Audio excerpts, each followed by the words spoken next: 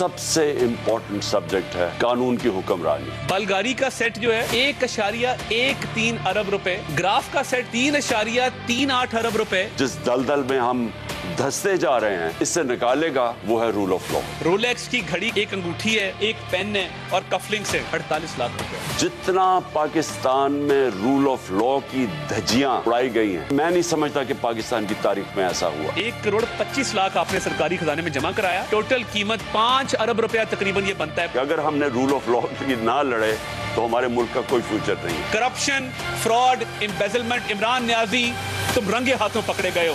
जाती घड़ी है, मैं उसे बेचूं, मैं जो मर्जी करूं उसे। ये कहना बड़ा आसान है, मेरी घड़ी मेरी मर्जी। आप पाकिस्तान की वजीर आजम है, OLX की वेबसाइट नहीं है कि आपका जो दिल करे आप बेच दें। अस्सलाम वालेकुम नाज़रीन, प्रोग्राम मेरे सवाल के साथ मैं हूं मंसूर अली खान। नाज़रीन, मेरे कप्तान को अपनी हुकूमत खत्म होने के 8 माह बाद ये दुख लाहक हो गया है कि हमारे मुल्क में कानून की बालादस्ती नहीं है। इस दुख का इजहार उन्होंने अपने वीडियो खिताब में किया और कहा कि वो आखिरी सांस तक मुल्क में कानून की बालादस्ती के लिए लड़ेंगे। मेरे कप्तान ने आज ये बयान दिया है जबकि सिर्फ 5 रोज कबल वो तोशाखाना के हवाले से मेरी घड़ी मेरी मर्जी का नारा लगा रहे थे। महंगे तरीन तोहफे कोड़ियों के मोल खरीद कर घर ले जाने को मेरे कप्तान अपना इस्तेहकाक समझते हैं और उन तोहफ को बेच देने को अपना कानूनी हक करार देते हैं। साथ ही साथ कानून की हुक्मरानी और आला अखलाकियात पर उनके लेक्चर बगैर किसी शर्मिंदगी के जारी रहते हैं। नाज़रीन, अभी मेरे कप्तान के इस वीडियो खिताब की बाज़गश्त हवा में ही थी कि एक नई मुबैना ऑडियो भी सामने आ गई। इस मुबैना ऑडियो में मेरे कप्तान की अहलिया बुशरा बीबी बनी गला के निगरान इनाम खान से बाज़पुर्स कर रही हैं कि उसने तोशाखाना से बनी गला आने वाली अशिया की तस्वीरें क्यों बनवाई। पहले ये ऑडियो किस तरह मेरे कप्तान की अहलिया तोशाखाना से आने वाली अशिया की तस्वीर बनाने पर बरहमी का इजहार कर रही हैं। ये जो तोशाखाना से चीजें आई थी, तस्वीरें खींच के भेजो मुझे कि ये चीजें आई है तो हम अंदर दे रहे हैं। मैंने कहा ठीक है, बस आप बीवी को दे दें, वो जाने उनका काम। क्या तुम लोगों का तुक है? जी, हम लोगों ने क्या करना है उस पर तस्वीरों को? नहीं, क्या करना है, क्या करना है? आज के बाद तुम अब अंदर नहीं आओगे घर के, समझ आइए तुम्हें? ठीक है। ये तस्वीरें लेके वहीं रहो जहां तुम बैठे हो। ठीक है। हाँ, क्या मुझे आप नाज़रीन, आपने बुशरा बीबी की जलाल में की गई मुबैना गुफ्तगू सुनी। यह अंदाजा लगाना मुश्किल नहीं कि साबिक खातून अव्वल तोशाखाना से बनी गाला मुंतकिल की जाने वाली अशिया को छुपाने की कोशिशों में थी और इस हवाले से उनकी एहतियात का यह आलम था कि इन अशिया की तस्वीर बनवाने वाले का ना सिर्फ घर में दाखिला बंद कर दिया बल्कि उसे नौकरी से भी निकलवा दिया। एक तरफ मेरे कप्तान कानून की हुक्मरानी पर कौम को लेक्चर दे रहे थे और दूसरी तरफ ये ऑडियो सादिक और अमीन होने के दावे की हकीकत खोल रही थी।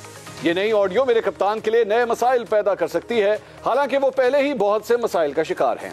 एक तरफ मेरे कप्तान असेंबलियां तोड़ने का ऐलान कर चुके हैं, दूसरी तरफ वो 20 से ज्यादा मुकदमात में फंसे हुए हैं। ऊपर से हर नई ऑडियो उनकी इखलाकी पोजीशन को मजीद कमजोर कर रही है। इस सूरत हाल में मेरे 15 सवाल हैं। सवाल नंबर 1, अगर तोशाखाना से सारे तहफ कानून के बताए जाते थे तो उन तहफ की तस्वीर बनवाने पर साबिक खातून अव्वल गुस्से में क्यों आ गई? सवाल नंबर 2, क्या तोशाखाना से बनी गाला आने वाली अशिया की तस्वीर बनाना इतना बड़ा जुर्म था कि एक पुराने मुलाजिम को नौकरी से ही निकाल दिया जाए? सवाल नंबर 3, अगर साबिक खातून अव्वल की यह ऑडियो गलत है तो तहरीक इंसाफ इसकी तरदीद क्यों नहीं कर रही? सवाल नंबर 4, वजीर आजम के मामले खुसूसियत तारड़ ने आज एक दस्तावेज जारी की जिसमें बताया गया कि तोशाखाना से जो तहफ मेरे कप्तान के घर आए उनकी कीमत गलत लगवाई गई और इंतहाई कीमती अशिया कोड़ियों के मोल ले ली गई। ऐ मेरे कप्तान, क्या कीमती चीजों की गलत कीमत लगवाना और उन्हें अपने घर ले जाना सादिक और अमीन होने की निशानी है? सवाल नंबर 5, मेरे कप्तान ने आज फिर कानून की बालादस्ती की बात की। तोशाखाना के तहफ की कम कीमत लगवाना और कौमी खजाने को अरबों रुपए से महरूम करना, ए मेरे कप्तान, क्या ये कानून की बालादस्ती है? सवाल नंबर 6, मेरे कप्तान, आप 3.5 साल वजीर आजम रहे, उस वक्त आपका फर्ज था कि मुल्क में कानून की हुक्मरानी को यकीनी बनाते। मेरे कप्तान, उस वक्त आपको कानून की हुक्मरानी क्यों याद ना आई? सवाल नंबर 7, मेरे कप्तान, आज भी आपने जनरल बाजवा पर इल्जाम तराशी की कि वो नैब को कंट्रोल कर रहे थे। अगर नैब को जनरल बाजवा कंट्रोल कर रहे थे तो आप 3.5 साल खामोश तमाशाई क्यों बने रहे? सवाल नंबर 8, मेरे कप्तान, आपने शहजाद अकबर को मुशीर एहतसाब मुकर्रर करके एसेट रिकवरी यूनिट बनाया। अगर आप एहतसाब का मुशीर भी लगा सकते थे और एक नया यूनिट भी बना सकते थे तो एहतसाब कर क्यों नहीं सके? सवाल नंबर 9, मेरे कप्तान ने 17 दिसंबर को असेंबलियां तोड़ने की तारीख बताने का ऐलान किया था। क्या कल ये ऐलान हो जाएगा या मेरे कप्तान यू टर्न लेने का मौका जाया नहीं करेंगे?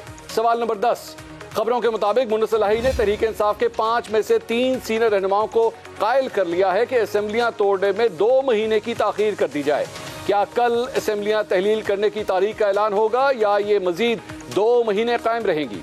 सवाल नंबर 11, वफाकी हुकूमत ने वाज़ेह ऐलान किया कि वो जल्दी इलेक्शन नहीं कराएगी। मेरे कप्तान वो इलेक्शन कराने से इनकारी हैं, तो फिर आप सदर आरिफ अलवी के जरिए मुज़ाकरात क्यों कर रहे हैं? सवाल नंबर 12, खैबर पख्तूनख्वा और पंजाब की असेंबलियां तोड़ने से मेरे कप्तान को सरकारी वसाइल से महरूम होना पड़ेगा। मेरे कप्तान, क्या आप ये महरूमी बर्दाश्त कर लेंगे? सवाल नंबर 13, बाज़ खबरों के मुताबिक वफाकी हुकूमत इस इंतजार में है कि केपी और पंजाब की असेंबलियां तहलील हो तो वो मेरे कप्तान को गिरफ्तार करें। क्या मेरे कप्तान गिरफ्तारी से बचने के लिए असेंबलियों को मजीद कुछ अरसा बरकरार रखेंगे? सवाल नंबर 14, अगर खैबर पख्तूनख्वा और पंजाब की सूबाई असेंबलियां तोड़ दी जाती हैं और वफाकी हुकूमत मेरे कप्तान को गिरफ्तार कर लेती है तो तहरीक इंसाफ का रद्द-ए-अमल क्या होगा? सवाल नंबर 15, अगर मेरे कप्तान यू टर्न लेकर कल असेंबलियां तोड़ने का ऐलान नहीं करते तो उनकी सियासत को फायदा होगा या नुकसान होगा? इन तमाम सवालों के जवाब कोशिश करेंगे। अपने पैनलिस्ट का इंट्रोडक्शन कराता हूं। मुस्लिम लीग नून से असमा बुखारी साहिबा आज हमें ज्वाइन कर रही हैं। पाकिस्तान पीपल्स पार्टी से कादिर मंदोखेल साहब हमारे साथ होंगे और सीनियर सियासतदान शेख वकास अकरम साहब भी आज हमारे प्रोग्राम में शामिल हैं। आप सब मेहमानों का बहुत बहुत शुक्रिया। शेख वकास अकरम साहब, सबसे पहले आपके पास आना चाहूंगा। सर, एक और ऑडियो सामने आती है तोशाखाना के हवाले से और मुस्लिम लीग नून ने आज एक प्रेस कॉन्फ्रेंस भी की है ताउल्ला तारड़ ने, और उन्होंने कहा कि अरबों रुपए की मालियत की ज्वेलरी थी जिसे कौड़ियों के भाव जो है वो उसे डिक्लेयर किया गया और उसके बाद जो उसके पैसे दिए गए वो उससे भी बहुत कम थे। इस सारी चीजों के बाद, इस ऑडियो के आने के बाद भी तहरीक इंसाफ आपकी नजर में मुश्किल में नहीं जा रही क्या? देखें, पाकिस्तान के अंदर मंसूर भाई एक रिवायत रही है कि जो किसी पार्टी का वर्कर है आप उनकी क़यादत पे किसी भी किस्म का इल्ज़ाम लगाएं तो ये बड़ा औखा होता है कि आप मुखालिफ के तौर पे प्रेस कॉन्फ्रेंस करके एक इल्ज़ाम लगाएं और फिर तवक्को करें कि उस पार्टी के वर्कर अपने लीडर पे शक करने लग जाएंगे। हमेशा इस किस्म के इल्ज़ामात का जो इफ़ेक्ट है वो उन लोगों पे होता है वो जो वोटर हवा बनने के बाद फैसला करता है कि उसने नवाज शरीफ के साथ जाना है या इमरान खान के साथ जाना है। जो इमरान खान का डाई हार्ड है वो ऑलरेडी पहले दिन से समझता है कि ये इमरान खान पे इल्ज़ामात लगाए जा रहे हैं और ये इल्ज़ामात इसलिए लगाए जा रहे हैं कि गवर्नमेंट इस वक्त उनसे अपने स्कोर सेटल करना चाहती है। जहाँ तक जो आपने छोटी सी वो वीडियो चलाई है, मैंने तो क्योंकि पहले साबका खातून अव्वल की आवाज़ सुनी नहीं तो मैं तो नहीं पहचान सकता, सो आपने खुद ही कह दिया कि मुबैना जो ऑडियो है वो वहाँ पे मौजूद है। सो जब तक इसके फोरेंसिक्स नहीं हो जाते, कोई इंक्वायरी नहीं हो जाती, सिर्फ अताउल्लाह तारड़ की एक प्रेस कॉन्फ्रेंस से किसी भी कंक्लूजन तक पहुँचना मैं ज़रूरी समझता हूँ। तौर पे गुफ्तगू हो रही है, वो इनाम जो है वो मान चुका है। उसने कहा हाँ जी, उसने इकरार किया ये मेरी ऑडियो और मेरी ये गुफ्तगू हुई थी बुशरा बीबी से। ठीक है, ये तो कोई पीटीआई वाला दोस्त सफाइयाँ देगा, यहाँ बैठ के ज़रूर देनी चाहिए, मगर ये जो मैंने ऑडियो जो आपने सुनाई है, जहाँ तक सुनाई है, इसको सुन के मैं इसलिए कोई कंक्लूजन नहीं निकाल सकता मंसूर भाई कि तोशाखाना से चीज़ें लेना ना ये कोई गैर कानूनी था, ना इन तस्वीरों के हवाले से कोई ऐसी बात आई है कि थोड़े पैसों की थी और उससे थोड़े में ले ली, या उसमें इस ऑडियो का मैं नहीं समझता कि इसका ना कोई सर है ना इसका कोई पैर है। और जहाँ तक रह गई तोशाखाना से लोगों ने 15% दे के तो गाड़ियाँ मर्सिडीज़ें खरीदी हैं, लेक्सस खरीदी हैं, क्राउन्स खरीदी हैं। वो छठो ठीक है, तो लिस्ट है, फिर इसमें जाएंगे ये करें, अपनी इंक्वायरी करें कि ठीक है कानून के मुताबिक जो जुर्म जिस पे बनता है साबित होता है, बस ठीक है करें। बाकी ये इलेक्शन का फैसला तोशाखाना पे कोई नहीं होना। मैं as an independent as a neutral एक आप वो समझ लें, मैं कह रहा हूँ कि इसका फैसला कोई नहीं जो होना इलेक्शन का इससे, क्योंकि इससे बड़े बड़े इल्ज़ाम मियाँ शहबाज शरीफ और नवाज शरीफ पे लगे हैं। उसके बाद उन्होंने इलेक्शन लड़ा और लोगों ने उनको वोट दिए। मियाँ नवाज शरीफ को भी वोट दिए, अरबों रुपए के इल्ज़ाम लगे, जरदारी साहब पे खरबों रुपए के इल्ज़ाम लगे, उन्हें फिर इलेक्शन लड़िया, उन्होंने पार्टियां फिर हुकूमत चाहदियां रही और गल करन, कोई कंक्रीट गल करन ताकि इमरान उठाने वास्ते होर गल करन। ठीक है अज़मा साहबा, ये गुफ्तगू आपने सुनी इन ऑडियो से। इससे बड़े बड़े स्कैंडल शरीफ खानदान के साथ भी आए हैं और लोगों ने फिर इसके बावजूद आपकी पार्टी को, नून लीग को भी वोट दिया। उन्होंने शहबाज शरीफ साहब को, बिलावल भुट्टो को, आसिफ अली जरदारी को, बड़े बड़े स्कैंडल के होने के बावजूद। तो ये तोशा खाना की करोड़ों और लाखों की बातों से क्या फ़र्क पड़ जाना है? शेख साहब का पॉइंट वैसे काफ़ी वैलिड है। बहुत शुक्रिया। देखिए, अगर किसी का जो है वो कान चिट्टा है तो फिर उसमें उज़्मा बुखारी क्या कर सकती है या उसमें हुकूमत क्या कर सकती है?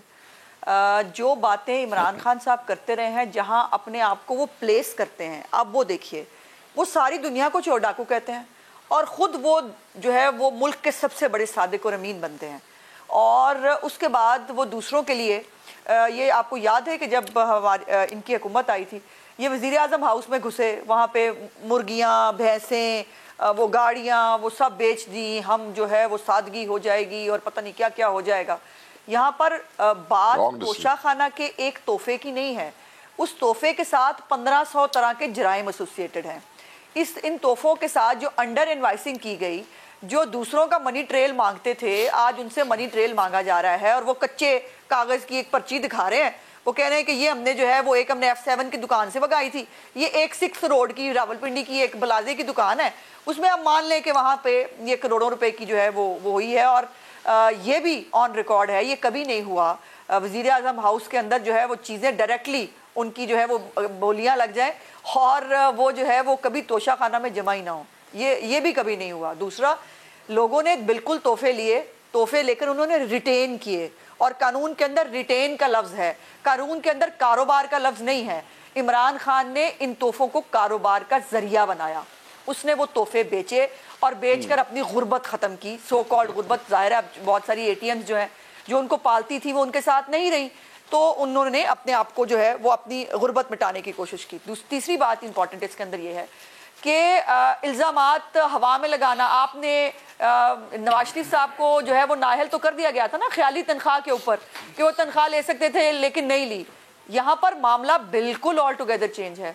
यहाँ पर यह है कि आपने तोहफे लिए और उसके बाद वो अरबों रुपए के तोहफों को आपने कोड़ियों के माल जो है वो दाम में आपने बेच दिया और फिर आप जो है उसका जवाब देने के लिए भी तैयार नहीं है। अभी शेख वकास अकरम साहब कह रहे थे PTI वाले जवाब दे, वो आगे से एक होता है ना शर्मिंदा, जैसे आपने कोई शर्मिंदा भी नहीं होते, वो किसी को जवाब दे नहीं है, कानून की हुक्मरानी वो मांगते फिरते हैं। नहीं, लेकिन अज़मा साहब, शेख साहब ये फरमा रहे हैं कि इन चीजों से वोटरों को फर्क नहीं पड़ेगा, वोटर उधर ही वोट देगा जहां उसने फैसला किया, उससे नहीं कोई फर्क पड़ता। नहीं, ये गलत फहमी है। देखिए, शेख साहब की अपनी राय है, मैं उसका एहतराम करती हूँ, लेकिन बहुत फर्क पड़ेगा। जो दूसरों को चोर डाकू कहता है, लोग ये जो अब जो उनके कारनामे सामने आ रहे हैं, खास तौर पे उनकी बेगम साहिबा के साथ, जो है वो लोग उसको बिल्कुल नोटिस कर रहे हैं और लोग उसको पूछ रहे हैं आप बड़ा चोर है।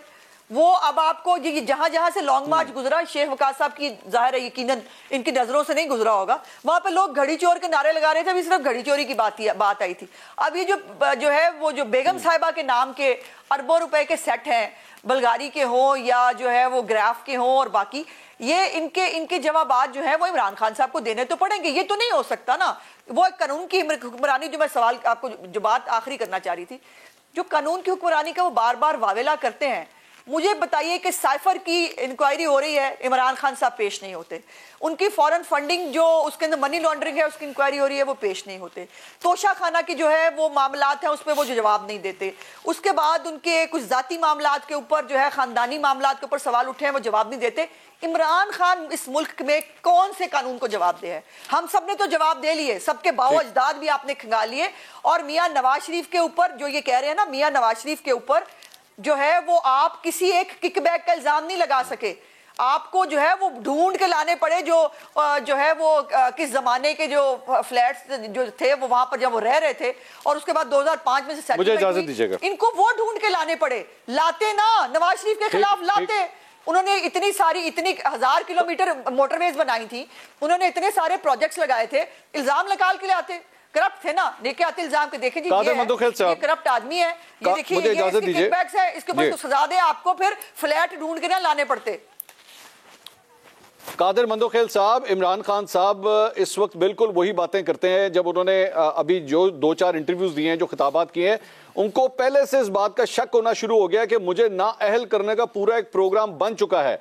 और ये सारी जो ऑडियो लीक्स हैं, ये जो सारे मुकदमे हो रहे हैं और बार बार जो डेटें लग रही हैं, ये 20 तारीख को फिर एक डेट लग गई है, बड़ा खतरनाक किस्म का मुकदमा है जिसकी 20 तारीख को डेट लगी हुई है। वो ये कह रहे हैं एक प्लान है जिसके तहत मुझे नाअहल किया जा रहा है। इससे पहले इमरान खान नियाजी साहब कह चुके हैं कि मेरे खिलाफ एक वीडियो आ रही है जो कि उन्होंने बाकायदा मुस्लिम लीग नून ने बनवा ली है, ठीक है, क्योंकि वो वीडियो मौजूद है और उनको पता था कि वीडियो मौजूद है। जब मैं मंजर-ए-आम पे आने से पहले मैं शोर मचाऊं कि ये उन्होंने नून लीग वालों ने या पीपल्स पार्टी है जिसने भी उसको बना लिए और पेश कर रहे हैं। इमरान नियाजी साहब को पता है उसकी चोरी चकारियों का दास्तान है, उनको पता है कि उसने पकड़ने जाने का वक्त आ गया, इस वजह से वो पहले शोर हो रहे हैं कि मैं नायल होगा। वो भाई नायल तो आप पहले हो चुके हैं, सर्टिफाइड नायल हो चुके हो। इलेक्शन कमीशन ने पहले ही आपके खिलाफ फैसला दे चुका है और मजीद फैसला, मजीद चीजें मौजूद है। मुझे बड़ी हैरत है सीनियर सियासतदान शेख वकास साहब का, वो पूरे पीटीआई को सपोर्ट करते हैं, लेकिन जब वो किसी बात में फंस जाते हैं तो कह रहे इसका जवाब पीटीआई देगा। गोया ये भी शेख रशीद की तरह सियासत कर रहे हैं। सवाल ये है कि ये कह रहे हैं कि ये तो दूसरे लोगों ने भी ले ली है, दूसरों लोगों ने भी सारे ले ली है। तो शेख साहब आपकी खिदमत पे अर्ज करूं, जो रूल्स है तोशा खाना का, उसमें ये चीजें बाकायदा तमाम हुक्मरानों को ये अलाउ है कि उसकी जो स्पेसिफिक जो अमाउंट है वो जमा करने के बाद धंधा बनाने के लिए नहीं कि मियाँ बीवी जो ना वो राजा बाजार या सेंटोरस शॉपिंग मॉल समझ के सुबह जाए, जो चीजें फ्री मिल रही है वो फ्री में उठा लो, जो चीजें मिल जाए पैसे नहीं है बाजार में बेच के फिर पैसे जमा करो। और फिर कितनी हैरत वाली बात है कि आपने पाकिस्तान की यानी सऊदी अरब की किंग की, जिस घड़ी की कीमत 1 अरब 70 करोड़ या 72 करोड़ है, और उसने मक्का मुकरमा की तस्वीर बना के दुनिया की एंटीक घड़ी बनवाई, आपने उनके खलूस और मोहब्बत को बाजार में नीलाम कर दिए। और फिर आप बड़े फख्र से जलसे में कहते हैं कि जी मैंने इसे रोड बनवा लिया है। ओ भाई खुदा का वास्ता, ये कौन सी दुनिया में रहते हैं, ये कौन सी शराफत, मैं आपको मंदोखेल साहब, आपको और अज़मा बुखारी साहबा दोनों को एक बात बता दूं कि आप लोग इस वक्त इमरान खान साहब की ऑडियो के ऊपर मुस्कुरा भी रहे हैं, उस पर सियासत भी कर रहे हैं, उसको एंजॉय भी कर रहे हैं। ये ज़हन में रखिएगा आप दोनों इस वक्त हुकूमत के अंदर, और कुछ पता नहीं इस वक्त आप लोगों की ऑडियोज भी रिकॉर्ड हो रही हैं, बड़ी खतरनाक ऑडियोज जो हैं वो आपकी भी कल को आ सकती हैं। वो तो बाद में देखा जाएगा, तो उसके ऊपर पूरी तरह सियासत कर लीजिए, चले बाद में देखा जाएगा। ठीक बात सुनो, फिलहाल तो एंजॉय करने दो ना, जब हमारी बारी आएगी तब सवाल करना है, अभी तो हम एंजॉय करने दे। चले मैं ये भी ऑन रिकॉर्ड में डाल लूं ताकि मंदोखेल साहब ने कहा जब कल को आएंगी तो फिर देखेंगे, अभी तो हमें एंजॉय करने दो। लेकिन चूंकि आपने शेख वकास अकरम साहब के हवाले से बात कही है, मेरे ख्याल में शेख साहब का हक है, मैं जरा उसका जवाब दे दूं, उसको रिस्पॉन्ड करें। जी शेख साहब, जी मैं उसका जवाब दे दूं। बात यह है कि मैंने फंसा मैं कहीं भी नहीं, और कादिर मंदोखेल साहब मेरे ख्याल में पहली दफा शायद मैंने बने हैं, उज़मा बुखारी साहब को भी कुछ अरसा हुआ है, मैं इनसे बहुत पुराना हूँ, मैं फंसा नहीं हूँ। अगर मैं बातों के जवाब देने में शुरू हो गया तो आपके एक सवाल की बहस में सारे का सारा प्रोग्राम ख़त्म हो जाएगा। जो तारीख मुझे याद है कादिर मंदोखेल साहब को उसका अंदाज़ा तक नहीं है। मैं सिर्फ इतना सब बता देता हूँ, नहीं मैंने आपके साथ ज़ाती किसी चीज़ में इंडल्ज नहीं करना। कादिर मंदोखेल साहब, आप अपनी खातिर जमा रखें। आपने एक बात की है, मैं उसका जवाब दे देता हूँ। चलो अच्छा हुआ कि आपने मान लिया कि लीगली जो है तोशा खाना से लोग चीज़ें लेते हैं। आपकी पार्टी के चीफ ने भी गाड़ियां ली हैं, क्या उन्हें कोई कमी थी पैसों की? क्या जरदारी साहब के पास पैसे नहीं थे, अफोर्ड नहीं कर सकते थे? क्या जरदारी साहब के पास बाकी ताइफ नहीं आए? हमारी जो नून लीग में एक जो पार्टी है, आपके पंजाब के जनरल सेक्रेटरी, इनके वाले साहब सदर हुआ करते थे पाकिस्तान के, और जो सदर साहब थे उन्होंने जो तोशा खाना से घड़ियाँ ख़रीदी थी वो भी बिकी और हमारी फैमिली के लोगों ने ख़रीदी। अब अगर मैं इस बहस में चला जाऊँ और तारीख़ में चला जाऊँ तो ये बातें जो है ये करने वाली नहीं है, रहेगी बात फंसने वाली। तोशा खाना का इल्ज़ाम इमरान खान पे पंजाब के 20 ज़िमनी इलेक्शनों से पहले लगा। फॉरेन फंडिंग का इल्ज़ाम इमरान खान पे पंजाब के 20 इलेक्शनों से पहले लगा। चोखे वोटर हटा लेने तुसी ओहदे कोलों, चोखा असर हो गया उन्हां बंदियां दे उत्ते। बहुत इलेक्शन तुसी जित लै 20 दे विचों। इतना तोशा खाना सुबह शाम होता रहा। मैं किसी इलीगैलिटी के फेवर में नहीं हूँ। मैं उज़मा बुखारी साहब को भी ये यकीन दिलाना चाहता हूँ और कादिर मंदोखेल साहब को भी, आपकी हुकूमत है, आप प्रेस कॉन्फ्रेंसों पे तवज्जो देने की बजाय फड़ लो इमरान खान नूं। तुम्हारी हुकूमत है ना, आपके पास सब कुछ है, आप उसको एग्जीक्यूट करें, चीज़ें एक्सपेडाइट करें।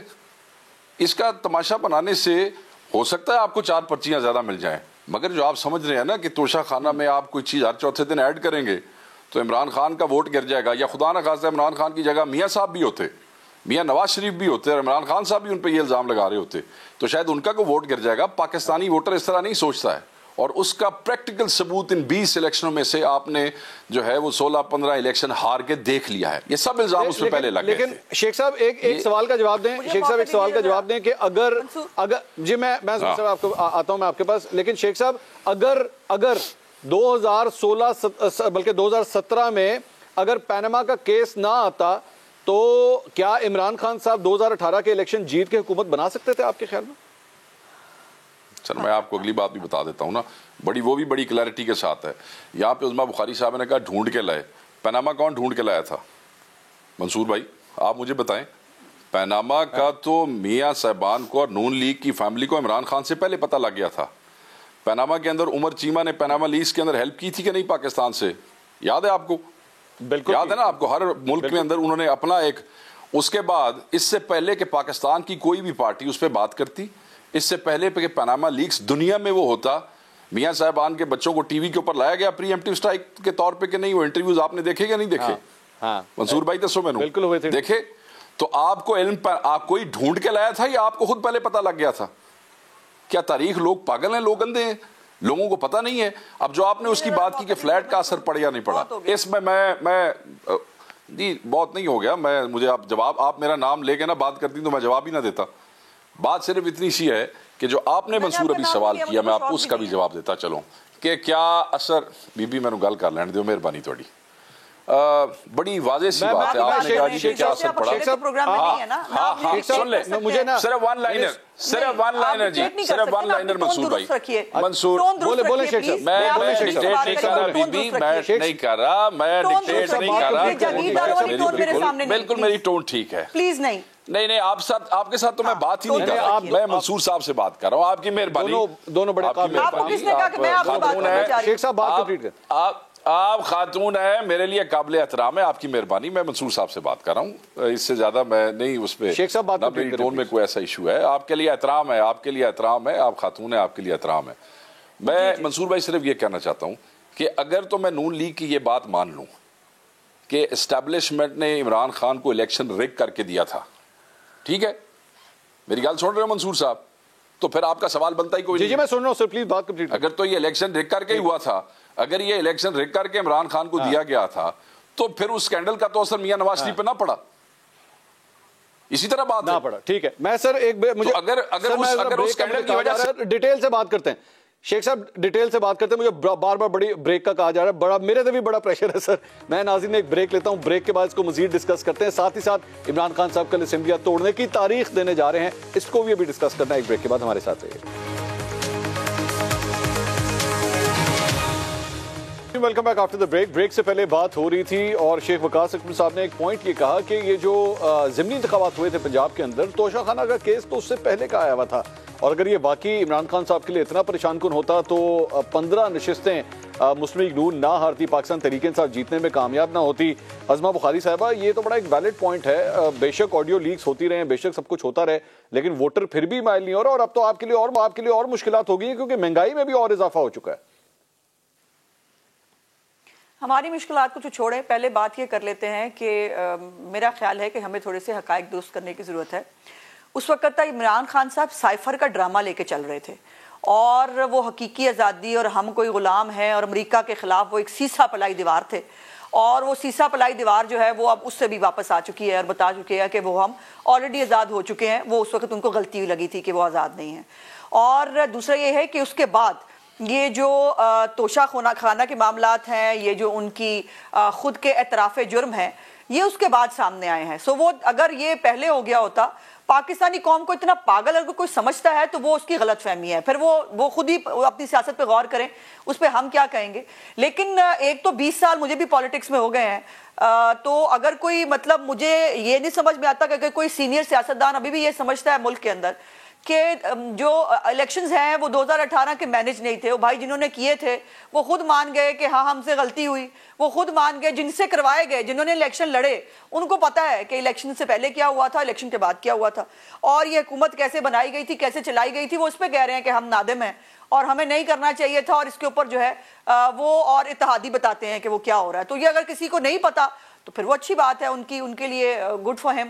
बट दूसरी बात यह है, पनामा पे बात हुई, ये भी मेरा ख्याल है हकायक दुरुस्त फरमा लेगा कि किसी के दुरुस्त नहीं है कि पनामा का जो उमर चीमा का क्वेश्चनेयर है वो गया था जो है वो शरीफ बरादरान के पास और मियाँ साहब की फैमिली के पास, जिसके ऊपर उन्होंने जवाब दिए। कम से कम उन्होंने जवाब तो दिए। इमरान खान इस वक्त कानून से ऊपर है, वो किसी को जवाब देने का पाबंद नहीं है, वो किसी को जवाब देना मुनासिब नहीं समझता। और इतनी घटिया और छोटी चोरियां ये जो है ये अब सामने आ चुका है लोगों के कि ये ज़कात और खैरात खाता रहा है। फाइनेंशियल टाइम्स की स्टोरी बाद में आई है जिसके अंदर उन्होंने बताया है कि ज़कात और खैरात के नाम पर पैसे जो है वो इकट्ठे किए और उसके बाद उनको मनी लॉन्ड्रिंग करके पाकिस्तान की सियासत में इस्तेमाल किया, जिसके ऊपर केस जो है वो चल रहा है, इमरान खान उसमें पेश नहीं हो रहे। दूसरी बात यह है कि जो जहां तक फ्लैट्स की बात है और ये है कि उनको कोई फर्क नहीं पड़ा। देखिए ये क्यों बनाई गई थी पनामा, अगर ना आता तो जो 2017 में जिस स्मूथ तरीके से गवर्नमेंट चल रही थी और जहां मुस्लिम लीग नून का ग्राफ था, इमरान खान नजदीक भी नहीं फटक सकता था अगर। और ये मैच छोड़े, मतलब सीनियर सियासतदान और भी बहुत है इस मुल्क के अंदर। इजाज शाह साहब सीनियर सियासतदान है, वो कह चुके हैं कि इमरान जो है नवाज शरीफ ने अपनी गलतियों की सजा भुगती। शेख रशीद सीनियर सियासतदान है और उन्होंने कहा कि अगर वो अदारों से ना टकराता। मेरे अज़मा बुखारी साहबा, हमारे प्रोग्राम में इस वक्त सीनियर सियासतदान का लफ्ज मैंने सिर्फ एक साहब के साथ ही लिखा हुआ है। मुझे लग रहा है आप नाम किसी का ले रही हैं, सुना किसी को रही हैं। एक ही सीनियर सियासतदान मैंने लिखा हुआ है। आप ऐसे क्या, ये तो गलत बात है ना। मुल्क में सीनियर सियासतदान नहीं है मुल्क के अंदर। गुलाम सरवर साहब बहुत सीनियर सियासतदान है, वो कह चुके हैं कि अगर नवाज शरीफ को ना रोका जाता तो वो चौथी दफा वजीर आजम बन रहा था। तो मैंने भी सीनियर सियासतदान की जो मुल्क में बहुत सारे हैं। ठीक है, मुझे इजाजत दीजिए, मैं जरा आगे कादिर मंदुखेल साहब वेट कर रहे हैं। कादिर मंदुखेल साहब से भी सवाल करना है। भाई एक लाइन सिर्फ, नवाज शरीफ मैदान में होता तो इमरान खान पर नहीं मार बोलिए, मैंने फिर कादिर साहब के पास जाना है। इसीलिए 13 जुलाई को सजा दिलवाई गई, वो वापस आए और 25 जुलाई को इलेक्शन था। उज़मा बुखारी साहब ने जो बात की है, मैं इसमें से किसी बात से भी जो है वो डिसएग्री नहीं करता हूँ। मेरी बहन ने बात नहीं समझी। आपने मुझसे मंसूर भाई सवाल किया था कि अगर ये करप्शन के केसेस आए थे तो मियाँ साहब के इलेक्शन पे असर पड़ा। मैंने कहा नहीं, क्योंकि कहा गया कि वो रिग हुआ है, इसलिए मियाँ साहब ने इलेक्शन रिगिंग की वजह से लूज किया होगा। तो इन्होंने जो भी सारा आर्गुमेंट दिया है वो बेसिकली सेम बात कह रही है जो मैं कह रहा था। मैंने तो सिर्फ मंसूर भाई, बहुत अच्छी बात है, दोनों ओनली क्लैरिटी फॉर दैट। बिल्कुल ओके मुझे सर कादिर मंदुखेल साहब, उससे मैं आगे ना, फिर बात नहीं सुनी। एक कादिर मंदुखेल साहब, यहाँ पे ऑडियो लीक्स को डिस्कस किया जा रहा है, दूसरी तरफ से पकड़ रहे हैं। नहीं कादिर मंदुखेल साहब, यहाँ पे ऑडियो लीक्स डिस्कस हो रही हैं, तोशाखाना डिस्कस हो रहा है, लेकिन आप लोगों को खास तौर पे पीपल्स पार्टी को इस बात का अंदाजा है कि आज आपके एक बड़े अहम रहनुमा मुस्तफा नवाज खोकर साहब ने पाकिस्तान पीपल्स पार्टी छोड़ दी है। एक्चुअली तो अगर ऐसा ही होता, इमरान खान साहब के लिए प्रॉब्लम्स होती तो लोगों को तो आपकी पार्टी के अंदर आना चाहिए था। लोग आपकी पार्टी छोड़ के, और इतना जबरदस्त आदमी, इतना सीनियर आदमी जिसने बड़ी डेडिकेशन से काम किया, आज उसने पार्टी छोड़ दी। सर मंसूर भाई, आपको इस चीज का पता नहीं है कि उनको सिंध से सेनेटर बनाए और फिर इसको स्टेट मिनिस्टर की ऑफर हुई है, तो उन्होंने कहा कि मुझे फेडरल मिनिस्टर बना दो। लेकिन उसके बाद जो उन्होंने पार्टी की खिलाफ वर्जी, पार्टी के खिलाफ जो बातें की है, खुद चेयरमैन साहब के खिलाफ जो उन्होंने ट्वीट किया है, वो सबके सामने है। तो ऐसे मुल्क में नाकाम सियासतदान बहुत है और जो इमरान नियाजी के बातों में आते हैं और इनकी पैरवी करते हैं अपने आप को कामयाब सियासतदानों की लिस्ट में लाने के लिए, तो पीपल्स पार्टी एक समंदर है, आते जाते हैं लोग, कोई फर्क नहीं पड़ता। मुस्तफा नवाज खोकर एक नाकाम सियासतदान है। नहीं, वो आप उनसे ना जोड़े। आप उनसे ना जोड़े मैंने तो आपको एक मुझे जवाब दे समझ दिया नहीं आ रही कादिर भाई, तो आपने पार्टी अज़मा डिसिप्लिन के साहिबा खिलाफ- ने नाम आप लोग लगाते किसी का है और फिर बोल भी देते हैं सारा कुछ। मैं आपने अभी अभी उन्हीं के बारे में जिक्र करते हुए फरमाया कि जी नाकाम सियासतदान है, उनकी सियासत नाकाम है। अब मैं जब आपसे पूछ रहा हूं आप उनके बारे में बात करें, आप कह रहे हैं उनके साथ ना जोड़े। नहीं, आपने मैंने दो जुमले किए, आपने दोनों को एक साथ जोड़ दिए। मैंने मुस्तफ़ा नवाज कोकर जो साहब है और हमारे पेटी भाई वकील है, मैंने उसके बारे में कहा कि उनको सिंध से सेनेट की सीट दे दिया गया और उसके बाद उसको स्टेट मिनिस्टर की ऑफर हुई है। उसके बावजूद उनकी डिमांड पूरी नहीं हो रही थी, बाद में उसने पार्टी की डिसिप्लिन की खिलाफवर्जी शुरू की है, तो इस वजह से पार्टी ने आप दुखी हैं सीट वापस कादिर भाई, आप दुखी हैं कि मुस्तफा नवाज खोकर ने पीपल्स पार्टी छोड़ दी या नहीं है आज दुखी? हाँ या ना में बस जवाब दे दें मुझे जरा। नहीं, मेरे ख्याल में नहीं छोड़ना चाहिए और जो उसने पार्टी डिसिप्लिन की खिलाफ वर्जी की है वो भी नहीं करनी चाहिए। बहरहाल पार्टी का अपना फैसला है, मुस्तफ़ा नवाज कोकर साहब का अपना फैसला है, वो फवाद चौधरी साहब के बड़े करीब दोस्त है। मैं नहीं मुझे एक ब्रेक लेनी है सर, मैं ब्रेक लेके फिर मैं आप ही के पास आऊंगा। कादिर साहब आपके पास ही आऊंगा क्योंकि मुझे सवाल बड़ा इंपॉर्टेंट करना है। कल बड़ी अहम तारीख है जी, कल इसलिए अहम तारीख है क्योंकि खान साहब ने तारीख देनी है। इस तारीख पे जरा बात करेंगे एक छोटी सी ब्रेक के बाद। हमारे साथ रहिए। Welcome back after the break. Imran Khan साहब कल एक बड़ा ऐलान करने जा रहे हैं, जरा मैं उसके बारे में बात करूंगा आखिरी, क्योंकि हमारा ये सेगमेंट है तो मेरी मेहमानों से रिक्वेस्ट होगी छोटे छोटे जवाब दीजिएगा ताकि मैं सबसे ही जवाब इसका लिख लूँ। शेख वकास अकरम साहब, खबरें ये हैं कि काफ लीग ये कह रही है इमरान खान साहब को कि अभी टाइम नहीं है, अभी तारीख मत दीजिएगा, ये गलत फैसला होगा। क्या इमरान खान साहब कल असेंबलियां तोड़ने की तारीख दे देंगे आपकी नजर में? मेरी जाती राय है कि कोई डेट मिल जाएगी दिसंबर की, सर दिसंबर के बाद। खान साहब तो इंसिस्ट यही कर रहे हैं कि दिसंबर में ही। देखें चौधरी परवेज इलाही साहब आगे से कोशिश ज़रूर करेंगे उनको कायल करने की, but once if the decision is made, Chaudhry Pervaiz Elahi has no other option but to follow Imran Khan.